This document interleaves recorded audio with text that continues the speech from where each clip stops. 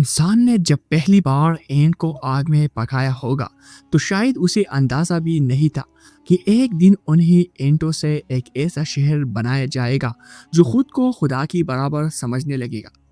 ایک ایسا شہر جہاں بادشاہ خود کو زمین کا مالک کہتے تھے، جہاں پجاری دعویٰ کرتے تھے کہ وہ آسمانوں سے بات کرتے ہیں، اور جہاں لوگ یقین رکھتے تھے کہ ان کا شہر کبھی ختم نہیں ہوگا۔ اس شہر کا نام تھا بابل، جسے سن کر پوری دنیا کام اٹھتی تھی۔ بابل او شہر جیسے لوگ زمین کا دل کہتے تھے، ایک ایسا شہر جہاں آسمان کو چھوتی ہوئی مینار تھی، جہاں سونے سے مزین محل تھے۔ کہانی شروع ہوتی ہے دو عظیم دریاؤں کے درمیان، دجلہ اور فرات۔ یہی وہ زمین تھی جسے بعد میں لوگ میسوپوٹیمیا کہنے لگے، یعنی دو دریاؤں کے درمیان کی سرزمین۔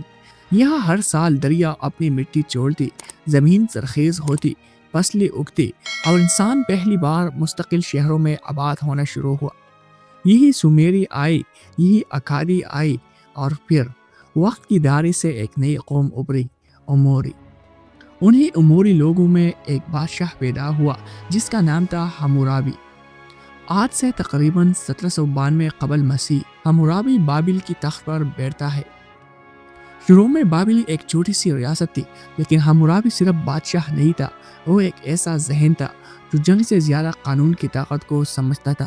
وہ جانتا تھا کہ تلوار سلطنت فتح کر سکتی ہے، لیکن قانون سلطنت کو قائم رکھتی ہے۔ کہا جاتا ہے ایک رات حمورابی اپنے محل کی چھت پر کھڑا تھا، نیچے بابل کی گلیوں میں شور تھا، بازاروں میں جھگڑی، زمینوں پر تنازع، طاقتور کمزوروں کو دباتی تھی، اور ہر شخص اپنی مرضی کا انصاف کرتا تھا۔ حمورابی نے آسمان کی طرف دیکھا اور کہا، اگر انسان انصاف نہ دے سکی تو دیوتا انسان کو انصاف دینا سکھائے گی۔ پھر کچھ ایسا ہوا جس نے تاریخ بدل دی۔ بابل کے مندروں میں ایک دیوتا کی عبادت ہوتی تھی، مردوک۔ لوگ اسے بابل کا محافظ سمجھتے تھے، کہتے تھے کہ کائنات کی جنگ میں مردوک نے افراتفری کی دیوتا قیامت کو شکست دی اور اس کی جسم سے زمین اور آسمان تخلیق کی۔ اب بابل کے لوگ یقین رکھتے تھے کہ جس طرح مردوک نے کائنات میں نظم قائم کیا، اسی طرح بابل زمین پر نظم قائم کرے گا۔ حمورابی نے اعلان کیا کہ مردوک نے اسے چنا ہے، اور پھر اس نے ایک سیاہ پتھر پر قانون لکھوانا شروع کی۔ یہ قوانین بعد میں کوڈ آف حمورابی کہلائی، تقریباً 282 قوانین، جن میں تجارت، شادی، چوری، قتل، غلامی اور انصاف کی اصول شامل تھے۔ لیکن اصل کہانی تو ابھی شروع ہوئی تھی۔ وقت گزرتا گیا، حمورابی مر گیا، سلطنت کمزور ہونے لگی، اور پھر ایک دن شمال سے ایک نئی طاقت ابھری، اشوری۔ وہ لوگ جنگ کو عبادت سمجھتے تھے، ان کی سپاہی شہروں کو جلا دیتی، دیواروں پر دشمنوں کی سر لٹکا دیتی، اور پوری دنیا میں خوف پلا دیتی۔ بابل کئی بار تباہ ہوا، لیکن ہر بار دوبارہ کھڑا ہو گیا، جیسے یہ شہر مرنا جانتا ہی نہیں ہو۔ پھر تقریباً 626 قبل مسیح ایک شخص اٹھا، نبوپولاسر۔ اس نے اشوریوں کے خلاف بغاوت کر دی، اور بابل ایک بار پھر آزاد ہو گیا۔ لیکن دنیا ابھی بابل کی اصل طاقت دیکھنے والی تھی۔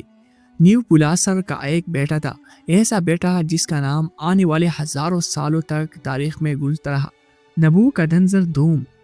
کہا جاتا ہے کہ جب وہ جوان تھا تو اس نے اپنے باپ سے پوچھا، ایک بادشاہ کو عظیم کیا بناتا ہے؟ باپ نے جواب دیا، وہ نہیں جو صرف جنگ جیتے، بلکہ وہ جس کا شہر وقت کو شکست دے دے۔ اور پھر نبوکدنضر نے وہی کیا۔ اس نے بابل کو دنیا کا سب سے عظیم شہر بنانا شروع کر دیا۔ اتنی بڑی دیواریں بنوائی کہ ان پر رتھ دوڑ سکتی تھی۔ نیلے رنگ کا عظیم دروازہ تعمیر کرایا، جسے آج ہم اشٹر گیٹ کہتے ہیں۔ اس پر نیلی گلیزڈ برکس تھے، جن پر اژدہوں اور پیروں کی تصویریں بنی تھی۔ لوگ جب اس دروازے سے گزرتے تو انہیں لگتا جیسے وہ انسانوں کے شہر میں نہیں، بلکہ دیوتاؤں کی دنیا میں داخل ہو رہی ہو۔ پھر اس نے ایک ایسا خواب دیکھا جو بعد میں دنیا کی 7 عجائبات میں شمار ہوا۔ ہینگنگ گارڈنر آف بابل۔ کہتے اس کی ملکہ اپنی پہاڑی وطن کو یاد کر کے اداس رہتے تھے، تو نبوکدنضر نے صحرا کے درمیان پہاڑوں جیسے باغ بنا دی، جہاں درخت تھے، پانی کے چشمے تھے، اور ہوا میں خوشبو تیرتی تھی۔ لیکن ہر عظیم سلطنت کی طرح بابل کا غرور بھی آسمان کو چھونے لگا۔ لوگ کہتے تھے بابل کو کوئی شکست نہیں دے سکتا، یہ شہر ہمیشہ قائم رہے گا، یہ دیوتاؤں کا شہر ہے۔ لیکن تاریخ میں ایک اصول ہمیشہ سچ ثابت ہوا ہے، جب انسان خود کو خدا سمجھنے لگی تو زوال شروع ہو جاتا ہے۔ 539 قبل مسیح مشرق سے ایک نئی طاقت ابھرتی ہے، پارس، اور اس کے ساتھ ایک نام سائرس اعظم۔ وہ صرف فاتح نہیں تھا، وہ ایک ذہین حکمران تھا۔ جب اس کی فوج بابل کے قریب پہنچی تو لوگوں کو یقین تھا کہ بابل کی دیواریں کبھی نہیں ٹوٹ سکتی، لیکن سائرس نے دیواریں نہیں توڑی، اس نے دریا کا رخ موڑ دیا۔ رات کے اندھیرا میں پارسی سپاہی اس خشک ہوتی دریا کے راستے شہر کے اندر داخل ہوئی، اور جب بابل کے لوگ جشن منا رہے تھے انہیں احساس بھی نہ ہوا کہ سلطنت ختم ہو چکی ہے، اور یہ وہ شہر جیسے لوگ اب سمجھتے تھے ایک رات میں گر گیا۔ کیونکہ بابل صرف اینٹوں کا شہر نہیں تھا، وہ انسانوں کے غرور کی علامت بن چکا تھا۔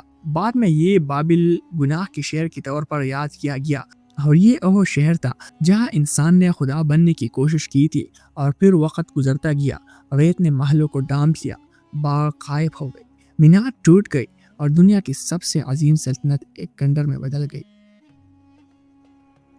آخر بابل کو شیطان کا شہر کیوں کہا گیا؟ تارا بابل کی حقیقت کیا تھی، اور کیوں کچھ لوگ آج بھی یقین رکھتے ہیں کہ بابل کا راز ابھی ختم نہیں ہوا؟